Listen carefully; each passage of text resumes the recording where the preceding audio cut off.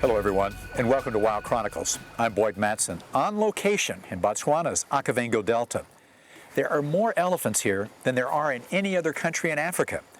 Their success in surviving the encroachment of human development is due in part to a major commitment by the government to protect its traditional wildlife. The survival of elephants ultimately depends on people falling in love with them, being willing to spend considerable amounts of money to see them and take their picture. And for that to happen, all it takes is one magical afternoon like this. For almost an hour, I watched enthralled while 4 young males and 2 older females splashed around like kids in a backyard swimming pool. You know, elephants have all of the characteristics that we really admire. So they have that playfulness within them. They have a sense of mischief.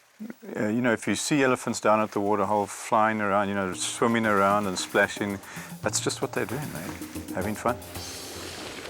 Some of this behavior is typical role-playing for young males, according to National Geographic grantee Caitlin O'Connell-Rodwell.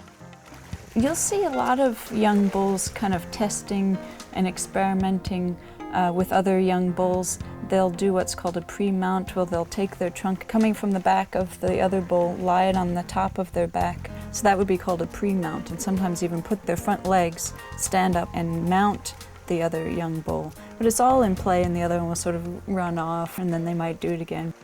And they will just lie in the water and let their trunk be as floppy as it possibly can be, and just sort of flop it around and flop their whole bodies and their head, and they'll spar.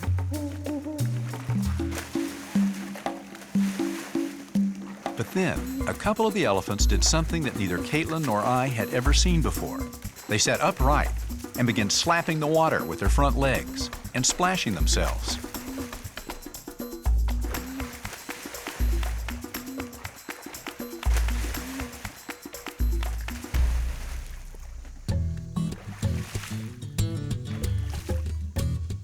The eternal dilemma, finding a way for humans and animals to coexist.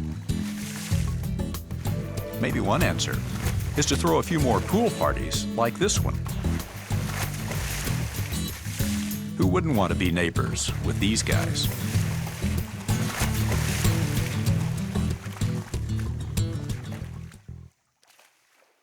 Sponsored by National Geographic Mission Programs, taking science and exploration into the new millennium.